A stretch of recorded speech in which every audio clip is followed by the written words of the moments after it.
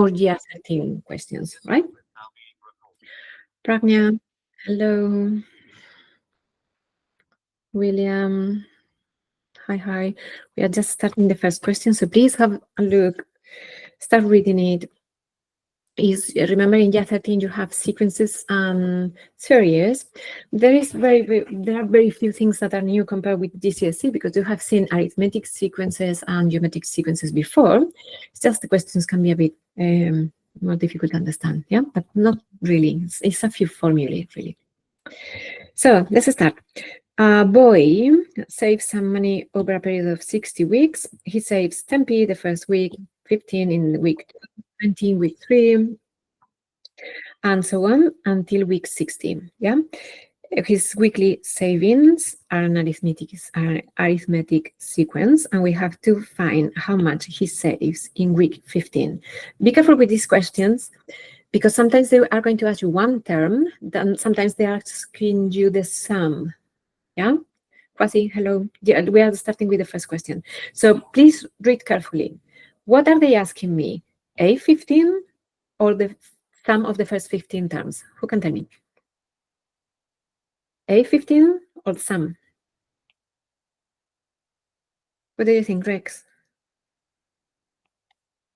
I would have maybe done use the nth term for the 15, but then maybe it's everything previously, so maybe the sum.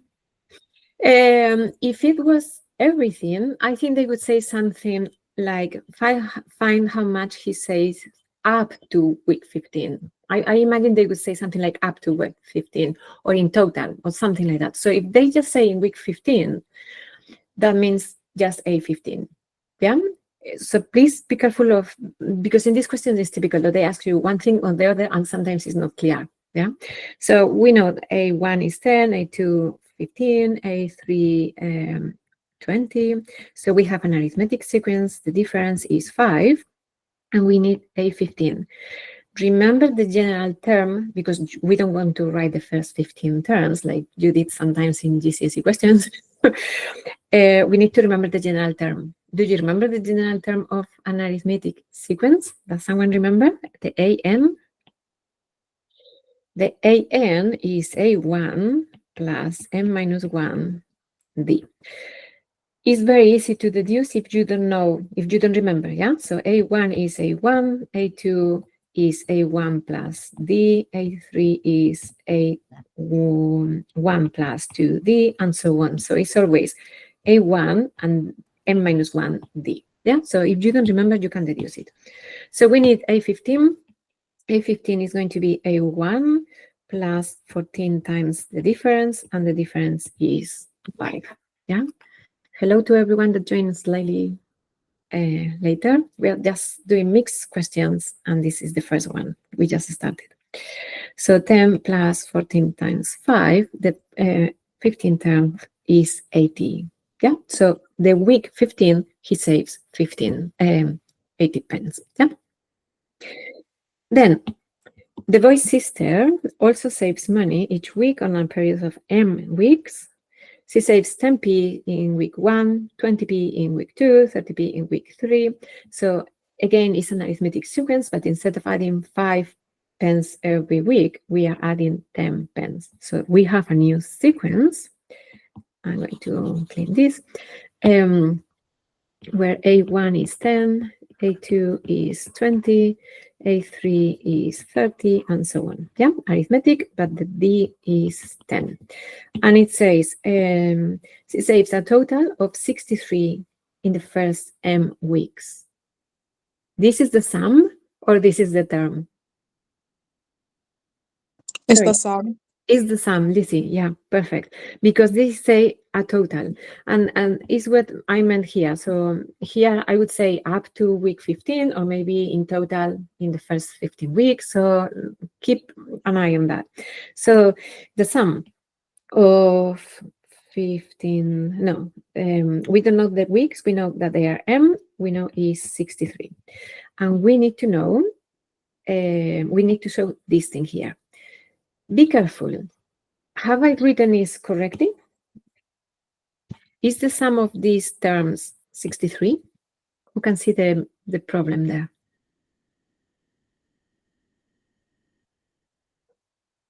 Modeling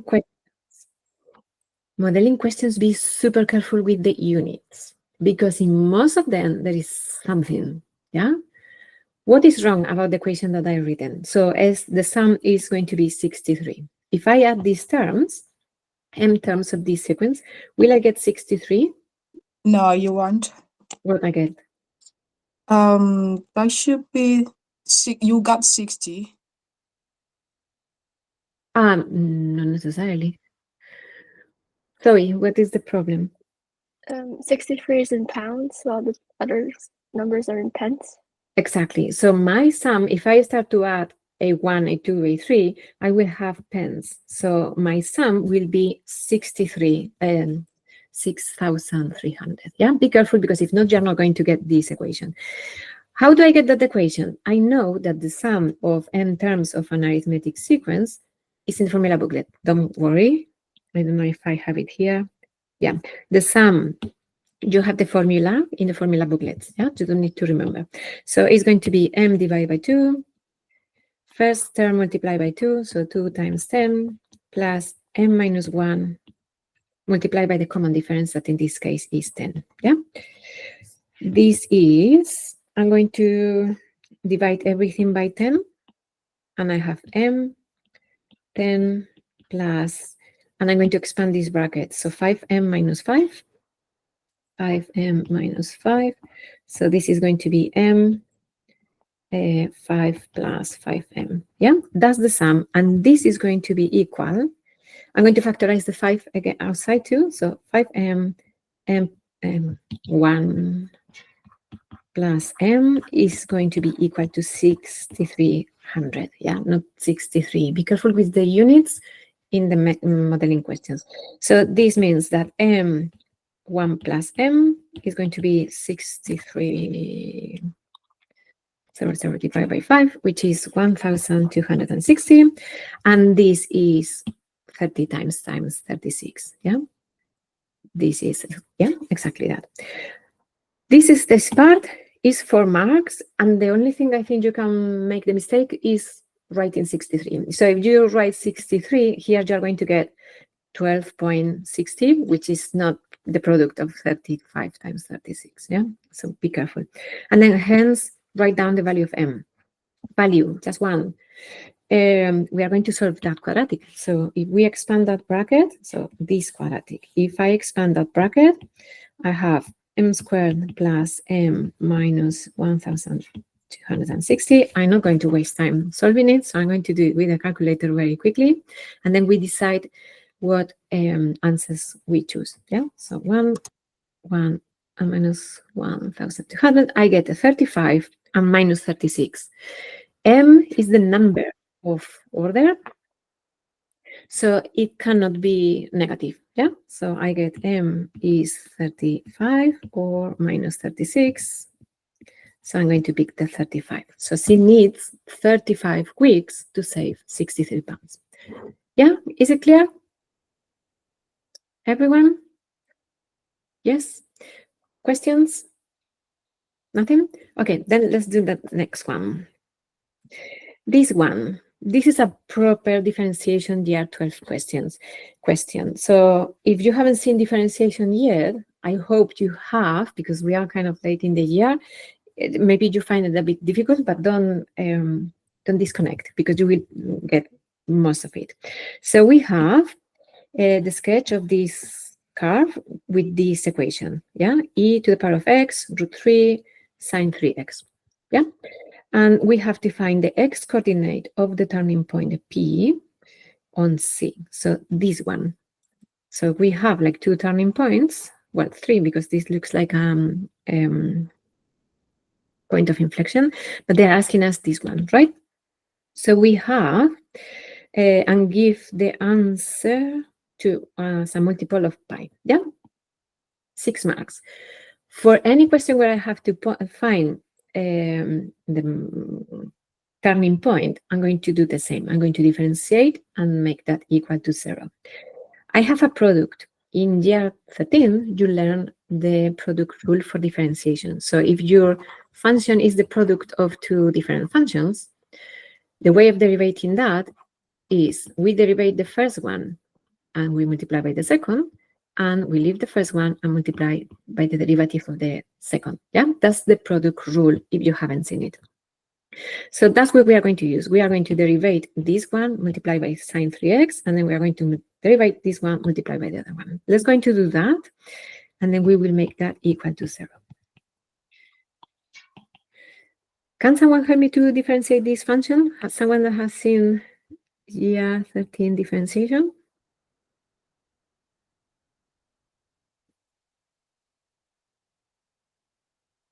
No one?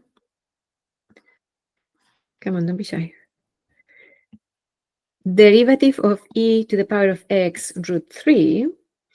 Remember that, and you see this in year 12. So when you have e to the power of ax, the derivative is e to the power of ax. Yeah, so the derivative of this one to the front, and this doesn't change. So it's going to be root 3, and then e to the power of root 3x, yeah, or x root 3.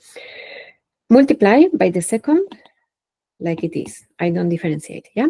And then plus, I'm going to leave this one like it is, so e to the power of root 3x, and I'm going to differentiate the other one. Year 13, when you differentiate sine, you get cos. And if this function, this x, has a coefficient, the coefficient goes to the front. So you differentiate this function too, yeah? So derivative of 3x is 3. Derivative of sine is cos. So cos 3x, yeah? So this is the derivative of this one, normal, normal, and derivative of this one, yeah? We make this equal to 0. And then we can factorize the e to the power of root 3x in both sides, and that cannot be 0. Yeah, so if we factorize that, we have e root 3x multiplying root 3 sine 3x plus 3 cos 3x equal to 0. First factor cannot be 0. So this one is the one that is going to be 0. Yeah. How do we solve that equation?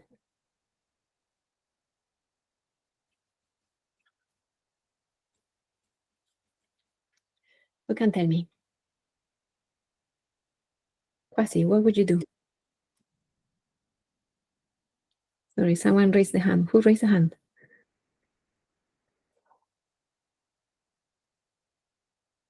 I think someone raised the hand, no? Kwasi, what would you do? I'm not too sure. Maybe you try and substitute something in or square both sides. I'm not too sure. If you have sine and cos and none of them are squared, can you divide by something to have one only function? Oh yeah, you could divide by sine to maybe get like tan, and then solve that. Exactly. I'm going to divide, but not by sine, by cos. Yeah, because sine divided by cos is tan. So this is 1. So I have root 3 tan 3x plus 3 is equal to 0, which means tan 3x is minus 3 divided by root 3. And now I can do tan minus 1. We are working with radians. Yeah. Calculator in radians, we do tan minus 1 of that.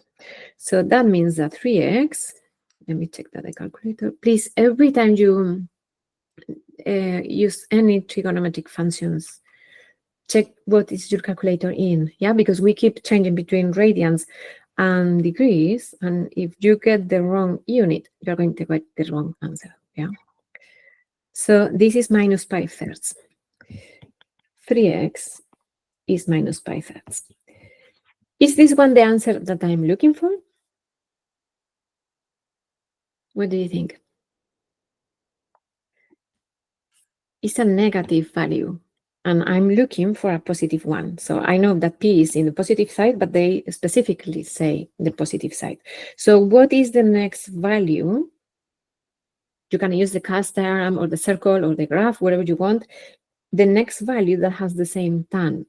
Remember, tan repeats every pi, so every 180 degrees. So the next value is going to be minus 5/3 plus pi.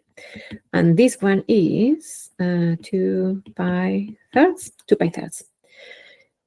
And this is positive, and is the first one. So this is the value that I'm looking for, but that's 3x. So the next thing I have to do, the last thing I have to do is divide by 3, my answer, to have x. Yeah, and this is the value that I'm looking for. X is 2 pi divided by 9. That's the one that is giving me this stationary point. Yeah, because my derivative is going to be equal to 0. Yeah, every time you look for stationary points, you differentiate, you make that equal to 0. The questions can be easy, like the polynomials in year 12, or questions can be more difficult, like these ones. Yeah. Question 5. I don't know how to say your name. Tell me, please. Yeah, that's okay. On the first bit, when you differentiated, I do understand that when you differentiated sign, we got cos 3x, right? But I don't understand why we have a 3 in front of 3 cos 3x. Because of these 3. So when you differentiate sine ax, the derivative is a cos 3ax. Yeah. Okay. So you Yeah. differentiate this function. If you have done year 13 differentiation, is the chain rule. You have a function of a function. So you differentiate the function and the other function, if that makes sense. Yeah. Thank you. Okay.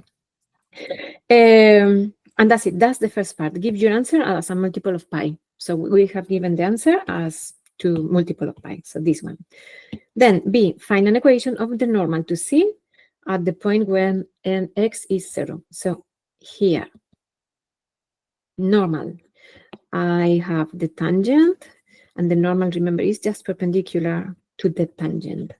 How can I find that line? Can someone give me steps? Without doing it, just the steps. Do I have to differentiate? Do I have to find, I need the gradient and a point. Tell me, 5, I see. What would I do? I think we've already differentiated on the first part, right? So we have to find the gradient first. Then after finding the gradient, we find the inverse of the gradient. Then we do have a point that x is equal to 0. That means we have to find the value of y. So after finding the value of y and x, we use the equation y minus y1 is equal to mx minus x1 to find the equation. Perfect. That's what we are going to do. We have already differentiated.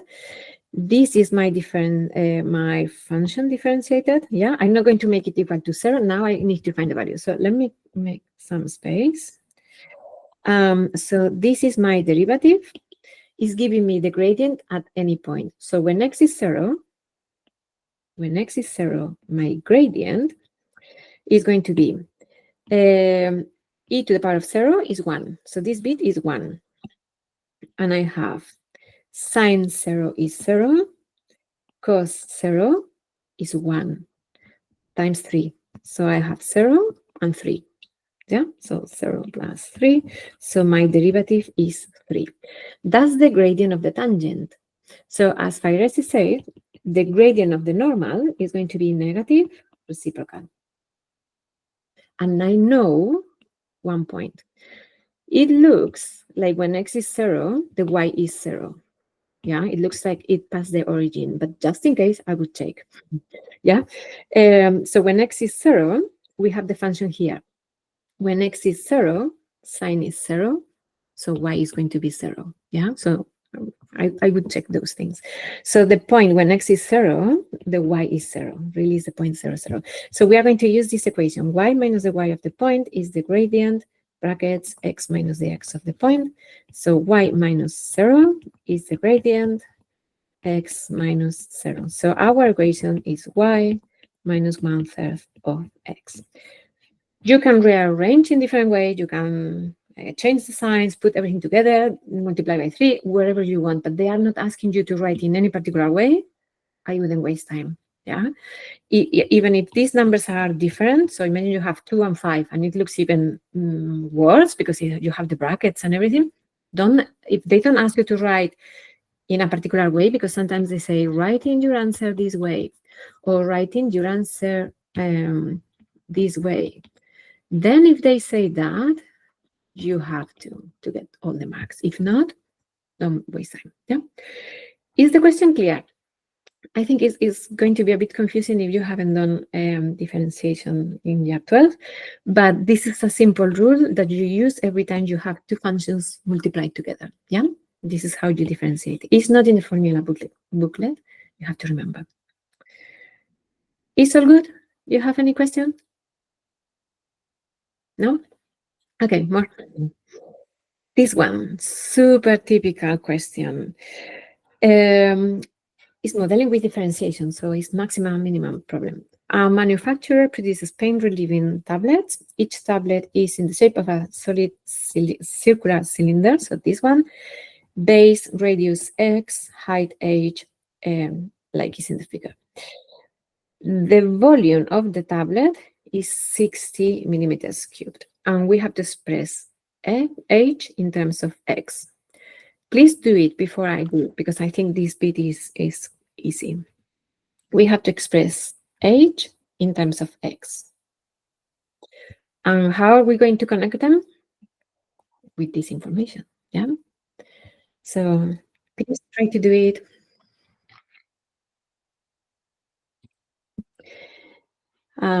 Try to find h in terms of x. What can I do?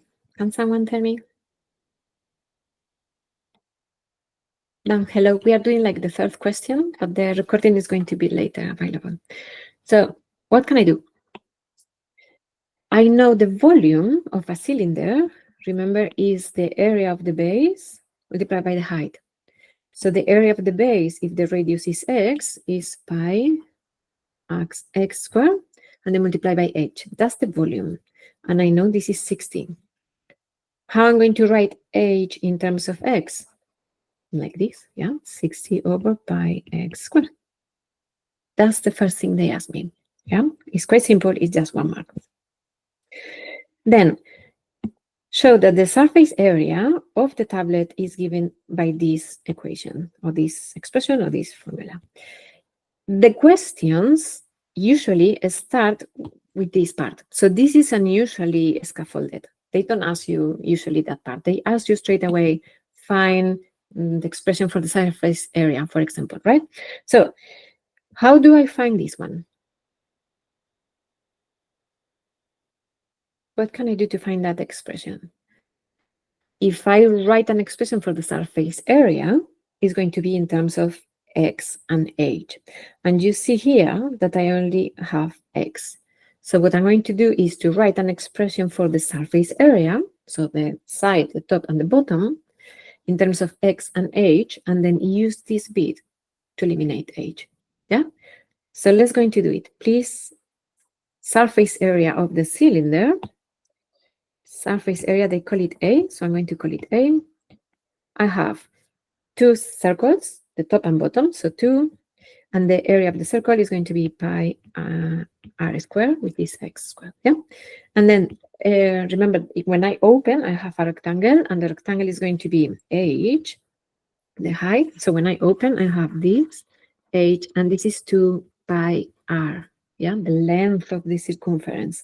So the area of this rectangle is this one, 2 pi x. As we expected, it's in terms of h and x, but then I'm going to use this bit here to substitute, to eliminate h. Yeah, so I'm going to write 2 pi x squared, and instead of h, I'm going to write that. So 2 times 60 pi x squared and x, yeah, substituting just this h here. And I simplify a bit, so I can simplify the x squared here and multiply the things. So I have 2 pi x squared plus 120 divided by, why do I have a pi there that I don't need? Oh, yeah, I'm missing a pi here. So this pi can cancel, and I have 120 over x. And that's the expression that I was looking for. If they ask you straight away, this formula is exactly the same. So you write your area in terms of x and h, and then you go back to your numerical information, because they are going to give you something to eliminate the variable that you don't want. In this case, it was h, but some questions could be x. You need to eliminate one because you are going to differentiate now, yeah? Manufacturer needs to minimize the surface area of the tablet. Use calculus to find the value of x for which a is a minimum. How am I going to find the minimum? Tell me, how am I going to find the minimum? Firecita, tell me. You're gonna differentiate it first. Then you differentiate again to find the dy squared over dx squared again. Then make it, then you find the minimum. I find the minimum. Exactly. So I'm going to differentiate and I'm going to make that derivative equal to 0. And then at one point I will need to check is a minimum. Let me show you how the questions work, because I'm going to differentiate with respect to x. The 2 goes to the front, so I have 4 pi x, degree 1 down. And then this one is 120x to the power of minus 1. Yeah, it's easier to differentiate that way. So the minus 1 goes to the front, and then x to the power of minus 2. Yeah, or if you prefer, we can write that back in the denominator, but it doesn't matter. Yeah, that's my derivative. I'm going to make that equal to 0.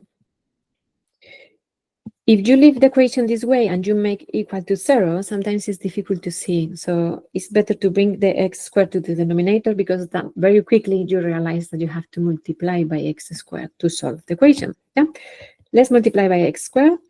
So I have 4 pi x cubed minus 120 is equal to 0. That means that pi x, well, I'm going to divide by pi as well. So x cubed is 120 divided by 4 is 30 divided by pi. Yeah, and I'm going to do the cube root of that. Please, if you see I make a mistake, because sometimes with these working out I make mistakes, you tell me. Cube root of 30 divided by pi. I get 2.1215. They don't say round to anything, so I'm going to leave 3 significant figures. For example, 2.12 millimeters to 3 significant figures. Yeah, that's what they ask me in this part of the question. Then they say, calculate the minimum value of A, because we just found the x that gives me the minimum, but we haven't found the minimum area. So now they ask me find the minimum area. And in the last part, they say, show that this value is a minimum, because we only know that it's a stationary point, but it could be a maximum. So you always have to check. And sometimes the question, they say, find the x, find the value, justifies a minimum. Or sometimes they just say, find the minimum and justify fully your answer. And what they mean is, you have to show that it's a minimum derivative again. Yeah, so be careful, because sometimes the question is more squeezed. It's just one whole thing, 6 marks or 7 marks. Yeah, but if they say fully justifying your answer, mean you have to derivate again and show that it's a minimum, because it could be a maximum. Right? Does it make sense? So let's find the area. How do I find the area now? So I have the x. How do I find the area?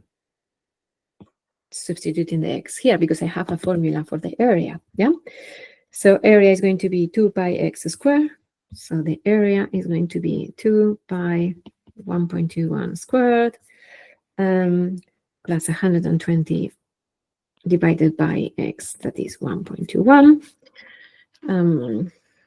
No, 1, 2, no, not 2, 1, sorry.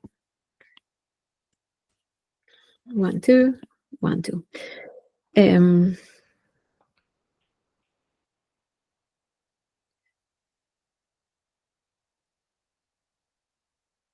I get 135.4. Did you get that? Millimeters squared. Did you get that value? Yes, someone? Are you doing the numbers with me, or are you just letting me talk and talk? Let me see the answer. Where's the answer here? So the x is correct. No, we get 85. And what? Okay, sorry. It's 85. So I don't know what I've done with the calculator. 2 pi x squared 100. I don't know what I've done with the calculator, but that value is 85. Yeah, 85 millimeters squared. That's the area. And now the last thing they ask is show that this is a minimum. How do we check it's a minimum? Can someone tell me?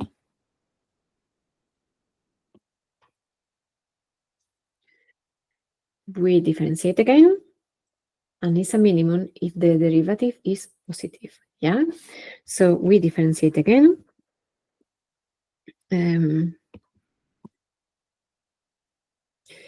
We have an expression for a for the derivative. So the derivative was this one. So we are differentiating again. If we differentiate again, we have 4 pi at the front, and then this bit is going to be -2 times -120, which is 240 x to the power of -3.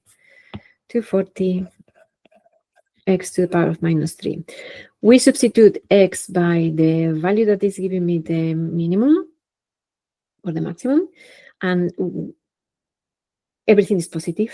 So this is going to be positive, and that means that is a minimum. Yeah. So the way of checking is derivating again, substituting the value, or even no. So if you are sure that this value is positive for any x, or for any x that is positive, you don't even need to find a value. You just have to say that it's positive, and therefore it's a minimum.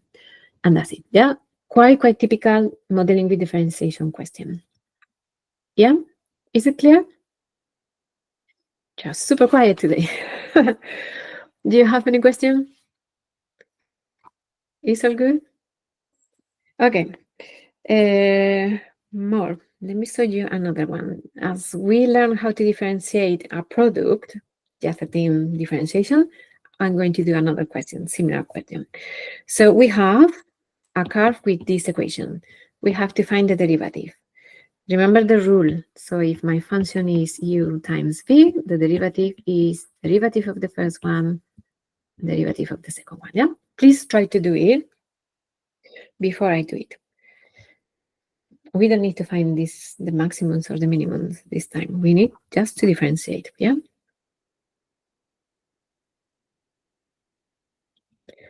Pragna, would you help me, please? Or you haven't seen differentiation in... So do you know how to differentiate this function? Yeah. Okay, come on, help me, please. So it would be 3x squared ln x Perfect. plus x cubed 1 over x. Perfect. Yeah. So derivative of ln x is 1 over x, for those who haven't seen differentiation. And we can maybe simplify this a tiny bit. So 3x squared ln x plus x squared. Yeah. That's what they ask in the first part. So quite simple. Then, second part, I have find an equation of the tangent to this curve, so the one that I just differentiate, at the point on the curve when x is e. Similar to the normal before, right? So I need the gradient, and I need 1 point.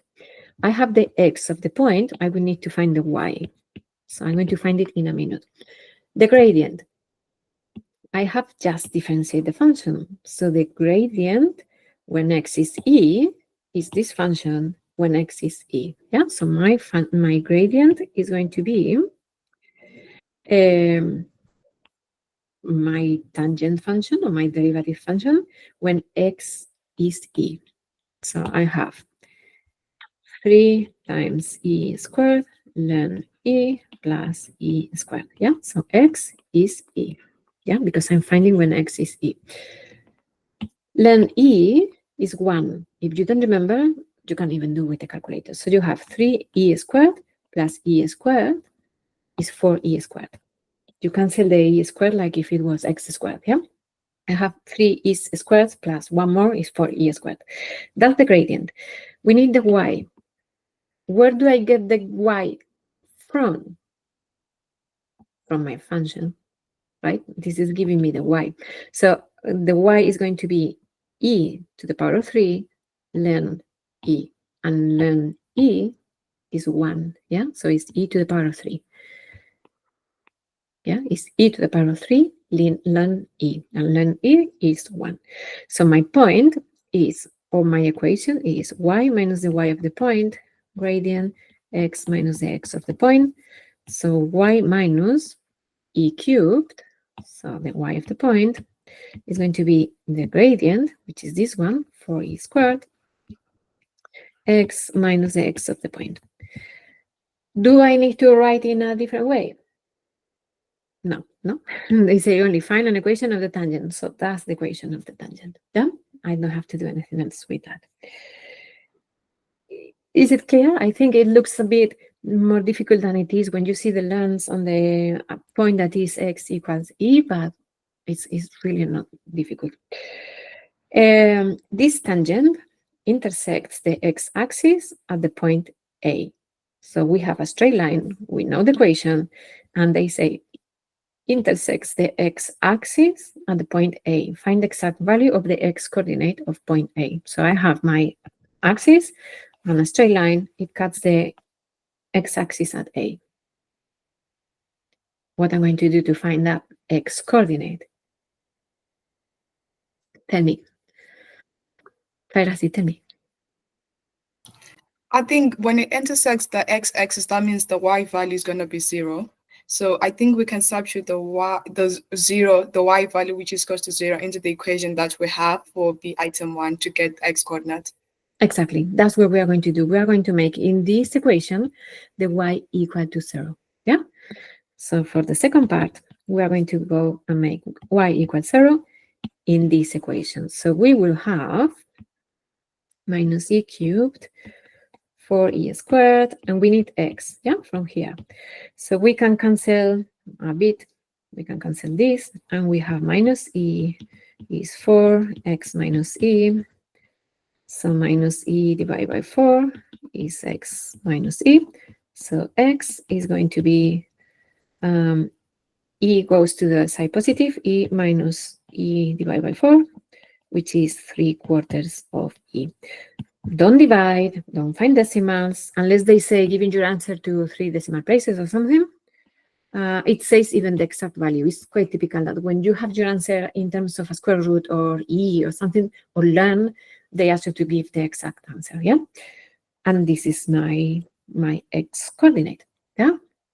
So we have the line. This line is this straight line. This point is when y is 0. So we substitute in the line y is 0, and we just find x. The equation is not difficult, yeah? It's linear, so. Any question? So you see how differentiation in year 13 works. So you're going to have 2-3 rules that you're going to use all the time, yeah? And then you're going to learn how to differentiate other functions like lengths or trigonometric functions and so on. Okay, more? Any question? No? Another one? So let me show you another question. This is one of those f-1 range, domain, and things like that sometimes are a bit confusing. So you have functions f and g are defined with this way. Yeah, so we have fx is a square root for x greater or equal than 2.5, and gx is 10 over x. Can you picture both functions? Do you know how they look like? So remember, the square root is like a quadratic, but in the horizontal axis. So this function here, is not that it matters, but I think it's helpful every now and then remember, yeah? So this function here is like this. When we have a function that is a square root, we only have the positive side. So this is never plus minus. It wouldn't be a function. So it's always just the positive one, yeah? And this would be 2.5. So when y is 0 when x is 2.5, that I have root of 5 minus 5, yeah? So this is this function, and this one, remember, is a reciprocal here and here, yeah? Not that we need to represent, but it will help us. So state the range of f. The range of this one, we have the domain. Remember, the domain is the input, and the range is the output. Who can tell me?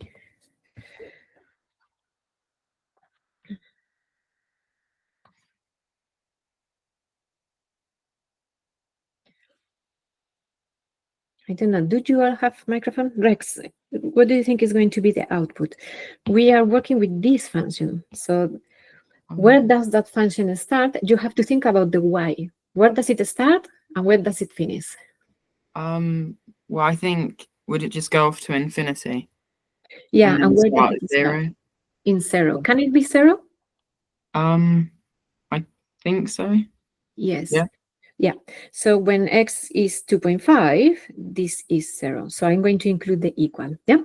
How do I write the range? I'm going to write with y or with fx. Don't write x, because in some questions it will say condone the use of x instead of y, but in some questions you will miss the mark. Yeah. So the range is going to be fx greater or equal than 0, because it starts, the y starts in 0, and it just goes to infinity. If this number increase and increase and increase and increase, the root will increase and increase and increase. Yeah, that's my range, the output. Find fg. Remember fg, the composite function is f of g. So I'm going to do the closest to the x first, and then the other one. So let's going to do that. Please try to do it before I do it. Fg is going to be f of g, and g is 10 over x. So I do always the closest to the x first, and then the other one. So I'm going to have the square root of, now my x is this one all together. So 2 times 10 over x minus 5. Yeah, so this is root 20 over x minus 5. I cannot do much more with that. So that's fgx. Yeah. It's just 1 mark, so they don't expect to do anything different. Solve the equation fgx equal to 5. Fgx is a function, is this function here. So I'm just going to make this equal to 5 and solve it. Solve the equation means just find x, yeah? So let's going to do that. For the second part, please do it, because it's not difficult. It's 20 over x minus 5 equals to 5. Please solve it. We have a square root, so the first thing we're going to do is to square it. So I have 20 over x minus 5 is 25. So 20 over x is 30. So x is what? 20 over 30 or 2/3? Yeah, x is 2/3. That's what I have to do. Now, we work with the inverse function. Remember the inverse function? So if I have a function that goes from here to here, so if I have a function that gives me fx, the inverse function goes from the answer to the output to the input. Yeah? So that's what they are asking me. Do you remember what we use or what we do to find f minus 1? Because it's quite easy, but it's something that you need to remember. So this is the first few 13 chapters, yeah, for everyone, for all the examples. What are we doing there? Can someone remind me? We can I see the function? I can't see the function. Ah, sorry, this one. I think the first thing we can say y is equals to square root of 2x minus 5. Then we make x the subject of the formula. So after making that, then we have to remember to exchange y for x and x for y. Exactly. That's what we do. And some teachers will explain you to make x the subject and then change x by y. And some teachers will tell you change x by y and make y the subject. It doesn't matter. You're going to get the same answer and you're going to be marked exactly the same. So let's going to make x the subject here. So to find f minus 1 is very simple, but as I say, you need to remember. So we are going to make x the subject. So we have, this is the function. Let's make x the subject. So I'm going to square everything. Y squared is 2x minus 5. We are adding 5. And we are dividing by 2. Yeah? So x is y squared plus 5 divided by 2. Once I have x the subject, I'm going to call x y but really y now is my f minus 1. Yeah, and I'm going to call y x. So I'm going to swap them. Yeah, so this is going to be x squared plus 5 divided by 2. And this is my f minus 1. And this is what we do. Yeah, so when we need to find f minus 1, you start with your function, you make x the subject, and when you have x the subject, you just call it f minus 1x, and your y becomes x. And that's the function. Yeah, super simple, but you need to remember. And now we have to solve one equation that is going to be very simple as well. So f minus 1 of x equals to 7. We have f minus 1 of x. We're going to make this equal to 7. Yeah, equal to 7. So it cannot be simpler. I'm going to squeeze it here, sorry. So please do it with me. Squared by 5 divided by 2 is equal to 7. So x squared plus 5 is 14. So x squared is what? 9. And x is going to be plus or minus 3. Are both my answers to this question?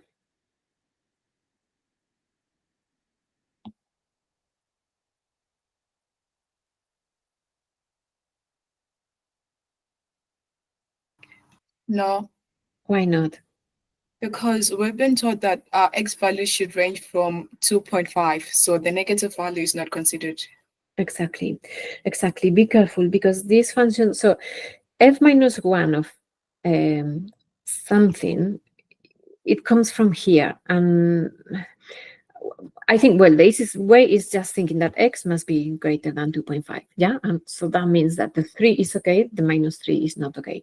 So you find your two roots, but at the end, you have to say that x is only 3, as x must be greater or equal than 2.5. Yeah, so ignore the minus 3, and that's why. I'm going to remind you one thing. They don't ask me in this question anything about the range or the domain of f minus 1, but I think it's very helpful to remember the connection between the range and the domain of f and f minus 1.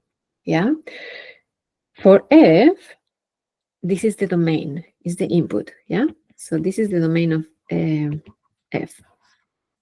And we say this is the range. Yes.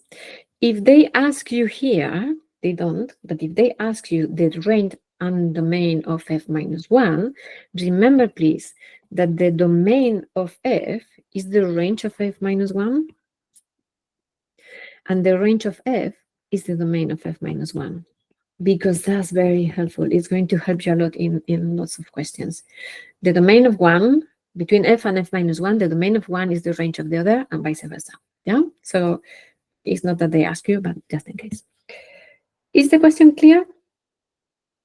Finding ranges of functions not always is obvious. Sometimes I think doing a sketch, if you can, helps. Yeah, because sometimes, well, if the function is continuous, sometimes you know where it's going, or if it has a maximum or a minimum, but I think sketching helps to find the main range, not the main range. Yeah. Okay. One more, and then I'll let you go. So let me show you one mechanics question. I have one mechanics question. So again, you have forces and motion in year 12, and you see forces and motion again in year 13. The difference in year 13 is that most of the time you are going to have angles. You are going to have inclined planes of forces that make an angle. So you will have to resolve forces in two directions. Yeah, that's quite simple. I'm going to remind you very quickly that when you have a right angle triangle and you have an angle here and you know the hypotenuse, yeah, the opposite. So if you find the opposite, let's say the opposite is sine alpha is going to be opposite divided by hypotenuse, which means the opposite can be written as a sine x. Yeah, so always we can write the opposite as a, so hypotenuse sine alpha, and for the same reason we can write that the adjacent is a cos alpha. And this is what we are using in these questions and in the moments ones when we have to resolve forces. It's just that you have to remember. So if you have a right angle triangle and you know the hypotenuse, which is going to be your force, the opposite to the angle is a sine, the adjacent to the angle is a cos. Please keep that in your head because you are doing a lot of that in mechanics, yeah, in geometry. So let's see. We have a box of mass 5 kilograms lies on a rough plane. Rough, I'm going to have friction. Incline of 30 degrees with a horizontal, and the box is held in equilibrium by a horizontal force of magnitude 20 newtons, this one.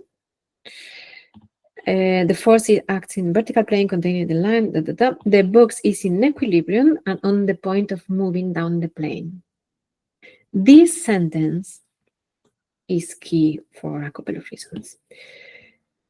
The box is modeled as a particle, and we have to find the normal reaction and other things. This is telling me the direction and the value of the friction. Yeah. Remember, the friction when something is moving is against the motion. But when something is not moving, I still may have friction, and I don't know in which direction because the thing is not moving. So the friction when something is not moving is against, they say, against the tendency of motion. So if something is about to move to the right, the friction is to the left. Yeah. So you have to think, if it's not moving, how it would move. Maybe if the surface is super slippery. So imagine this is very slippery. If I don't have friction, this will slip down, yeah? And it says on the point of moving down. So if you let it move, it will move down. That means only that the friction goes up, yeah? And if it's on the point of moving or is already moving, the friction is maximum and is a coefficient of friction, mu, times normal reaction. But that happens because it is or moving or about to move. That is the case in all the questions that you're doing, yeah? So this line is telling me these two things, that is up and is coefficient of friction times normal reaction, yeah? What other forces we have? Normal reaction, which is perpendicular to the surface. So I'm going to call it R, perpendicular to the slope. And the weight, which is always pointing down. So not perpendicular to the slope, down towards the earth, the center of the earth. And this is the mass, which it says is 5 kilograms, times the gravity, which is G. Yeah? I don't have any more forces. I have this one, and that's it. For these questions on a slope, we are going to work parallel to the slope and perpendicular to the slope. And any force like this one and this one that are not in those directions, we are going to find the components using what I showed you at the beginning, the triangle, yeah? So let's go to see what they ask. The magnitude of the normal reaction of the plane on the box. So they are asking us about this force. So what we are going to do to find this force is resolve perpendicular to the slope, yeah, in this direction. So perpendicular to the slope. What forces I have in that direction? So I have this force, but I have a component of this one and a component of this one, yeah? So that's what I'm going to find, those components. This angle is going to be 30, yeah? Just because this is perpendicular to this one and this is perpendicular to this one, and it's not difficult to show, but it's not worth it to show it now. So this angle is going to be always this angle, always, yeah? And if you look at this right angle triangle, I don't know, so let's see this right angle triangle. Can you all see that right angle triangle? So this is 30, and this is the right angle. So that means that this is adjacent, and this is the opposite, which is this one here, yeah? So I have a component of the force, and I'm going to clean that triangle, in this direction, that is 5G, so the hypotenuse, and adjacent, so cos 30. And I'm going to have another component here, which is hypotenuse, and this is the opposite, yeah? This length and this length is the same, so it's sine 30. So 5G sine 30. I don't need it now because I'm doing just perpendicular to the slope. But what I'm really doing is dividing a force in two components. So I'm just finding the components like a vector.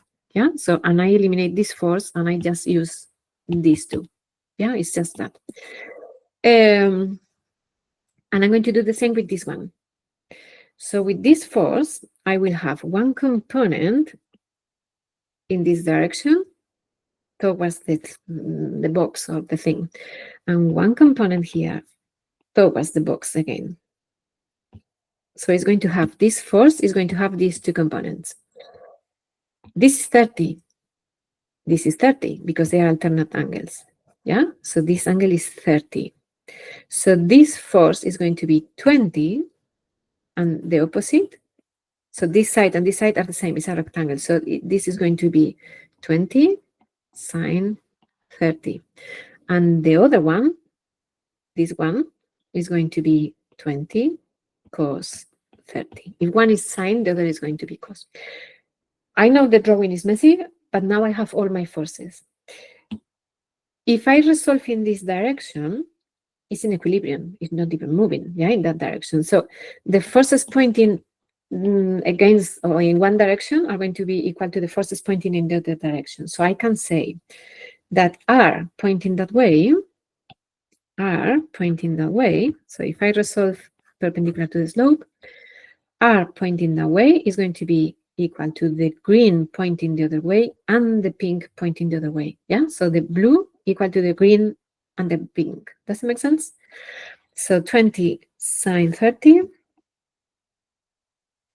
plus 5g cos 30. So I can find R with that. Yeah. So 20. Be careful, calculator. Well, we know what sine 30 and cos 30 is, maybe, but calculator in degrees in mechanics. Yeah, if you keep your calculator in radians because you just did a radians question, this answer and this answer is going to be wrong. So the whole thing is going to be wrong. Yeah. So we have 10 plus 5 times 9.8 times cos 30, 52.53. Let me see if I get the answer. 52.53. So 52.4 newtons is my R. If you know how to resolve forces, look at this question. It's one line. The mechanics questions can be super immediate if you know a couple of things. Yeah. Then for B, they say find the coefficient of friction.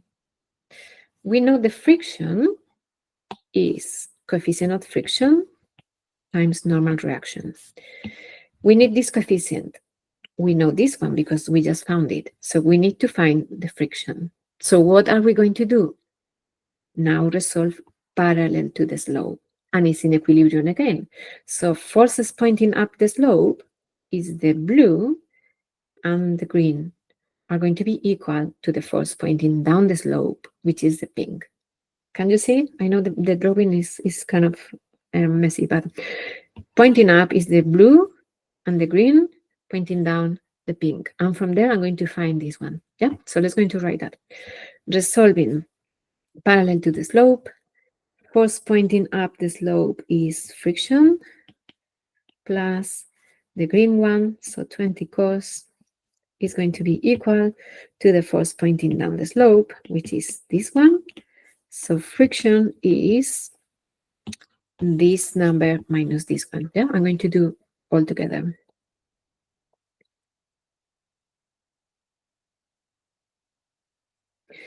Cos 30. So I get 7.179 something.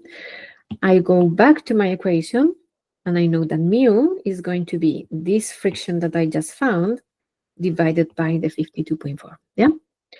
Coefficient of friction usually is smaller than 1. But I remember one question like 2 or 3 years ago that was 1.01 and everyone thought, oh, I got the answer wrong. But no, it was very close to 1, but above 1, which is unusual. But don't get very surprised if you see 1 point something, yeah? 1.4. I'm going to round to, yeah, 1.4. And that's the coefficient of friction. Let me check. 0.14. Okay. And that's it. Again, look, almost one line, the second part. Yeah. So a few things that you need to know is how to resolve forces. It's going to help you with 90% of the questions in year 13, because are like year 12 questions. So the idea of equilibrium or forces, mass, acceleration, you're going to use the same, just with angles. And the minute you have angles, you have to know how to resolve forces. Yeah. If you know how to resolve forces, that's it. Any question about this one? No? All clear, super clear? Okay, then tell me, Rex. Sorry, I meant to do a thumbs up actually. It's okay. Okay, so for those who join slightly later, on Monday at 5:30, I'm doing an exam practice. Yeah, so I give you a paper, you do it for an hour, and then straight after I mark it. It's free, and I'm going to send the link to book it when I send the recording. So if you want to join, if you are free on Monday, it will be a couple of hours. So 1 hour to do the paper, 1 hour to mark it. I think it's a good practice. The more practice you get, the better. Yeah, and in exam conditions or kind of. Okay, no questions? Then Happy New Year, everyone. See you, some of you at 3:30, some of you next week, some of you next month. Yeah. Okay, bye-bye.